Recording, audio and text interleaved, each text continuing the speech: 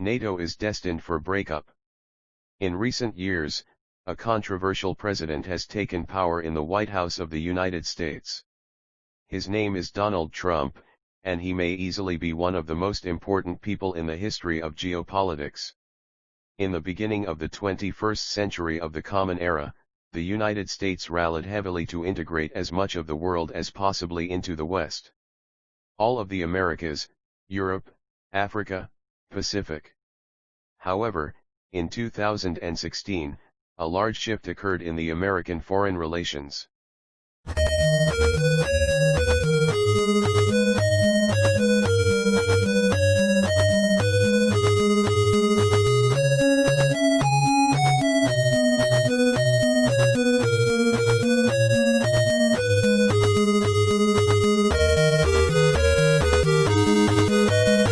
Until 2016, the US was the most powerful neocolonialist regime, and was the most prominent imperialist force in the history of the humankind.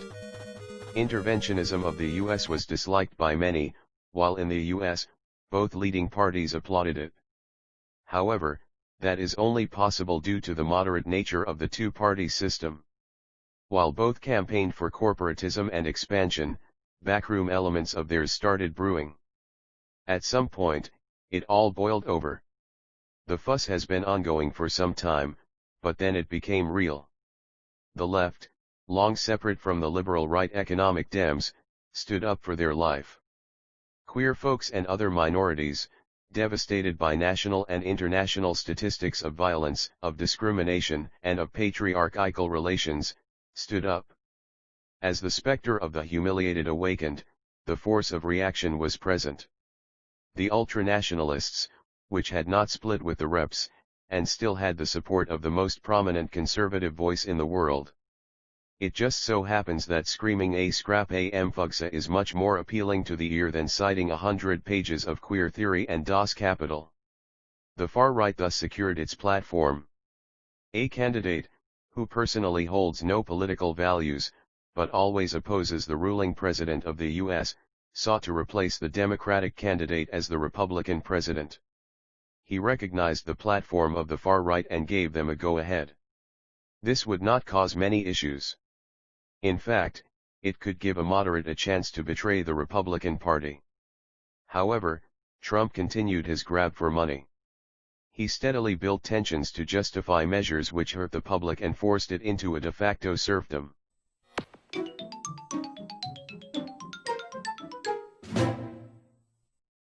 The most prominent of those tensions is the tensions with Iran.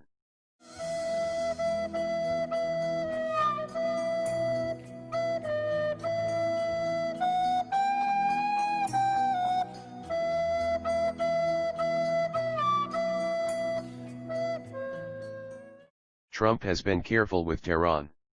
He knows the nature of the IRGC well.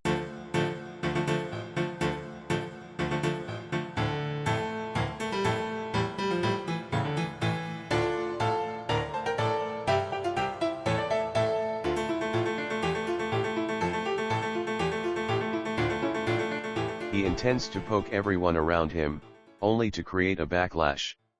He then uses that controversy to gain on his strength with rhetorics.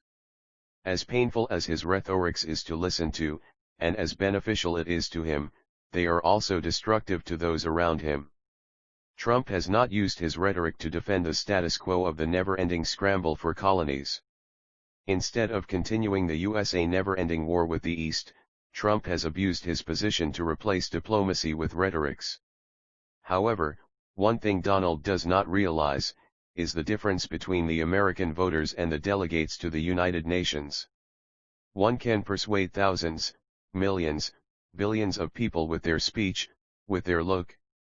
One can win an election by screaming and by name-calling all opposition. However, one cannot persuade a highly educated diplomat into supporting oneself in the UN General Assembly. It is one thing to persuade the public, it is another thing to burst into an embassy and scream at diplomats. While trying to build up tensions with Iran to justify the hate he needs for his rhetoric, he had to pressure his allies out of their comfort zone. Initially, this was seen as minimal. Only now, does the unbelievable implosion of diplomatic failures surface. Let us take a look at the recent UN Security Council vote on sanctions on Iran. Out of 15 members, only the Dominican Republic supports further sanctions. France, Belgium, Estonia, Germany, Indonesia, and even the UK, along with 7 others, oppose the proposal. Out of 15 countries. Trump is failing Europe. Even his most important opportunity, the UK, is probably lost. The UK has never been a welfare state as much as the rest of the European Union strives to be. While both the EU and the USA serve the imperialist force of corporatism, the USA is the one mismanaging welfare and ultra-corporatizing themselves. With the UK's withdrawal from the EU, the US was promised an ally, one who was already falling into the rabbit hole of the US markets. However, the UK, the most important ally of the US in times of interventions, is drifting away. Trump's management of his rhetorics is his strong point domestically, but is costly to him internationally. Trump's mismanagement of foreign relations and of the internal economy as well has left serious wounds on the cooperation between the US and the EU, after Federal Reserves were given the go-ahead to print over $3 trillion. The structures of institutions of foreign relations of the US have been permanently affected. There is no chance of natural recovery. After the rumble between Germany and the US, the USA is about to be left alone. In 2017, it was the US who would pull out of agreements.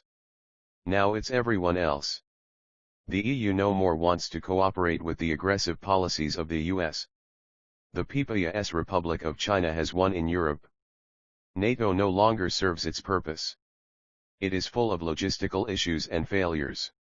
On one hand it claims to not be positioned by the Belarusian border, and at the same time it calls its positions there a purely defensive area, yet another time, it claims its positions can transition from defensive to offensive in a matter of 7 minutes to an hour. NATO has not won a major struggle in the Middle East for some time now, and is retreating on all lines. In Syria, the East has won, its only opposition is Turkey. Even in Libya, the East was clearly winning, and would by now conquer Tripoli, was it not for Turkey. All American presence in the world has been deleted. The US no longer succeeds in playing a role in the Middle East, nor anywhere else. Simultaneously, it is highly disturbing to its European allies. It can no longer take care of NATO, though it is the only country capable of being the hegemonic power. Turkey has temporarily replaced and impersonated the US in the Middle East, as the USA has refused to cooperate there properly. The US has left its allies to die in Syria. We see that Turkey is a power to be considered a major effect in the Middle East. As it takes over the role of the United States, it should be thanked by the latter. However, the US has not been very kind. For example, the only geopolitical interaction between the US and Turkey is the countless border disputes between Ankara and Athens, where the US backs Greece unconditionally. The USA response to the S-400 purchase was quite aggressive as well. It is clear that the US has aggressed against all of its European allies. As the UK leaves the EU, its only reason to stay in NATO would be to secure itself an entry into American economics.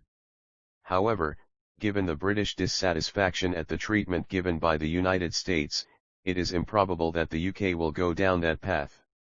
Therefore, it is safe to assume that the UK will drop out of NATO. This should be followed by France, Germany, Sweden, Spain, and Turkey reconsidering their membership as well. It is very probable that all prominent EU members will withdraw from the North Atlantic Treaty Organization, and others will be rendered useless. Thus, NATO is headed to a breakup in favor of the People's Republic of China and the Russian Federation. If Trump wins his second term, he is probable to step up his game and only speed this process up. Depending on the future actions of the US, mainly on Trump's re-election, the situation may be sorrow enough for the United States to be stripped of its UN Security Council seat, demolishing the hegemony the US had in the UN, though this is not easy to achieve given how the UN is constructed, but is theoretically possible. This is now becoming a reality. We leftists all hate NATO, but we want to exit it with a revolution, not a transition to the BRICS.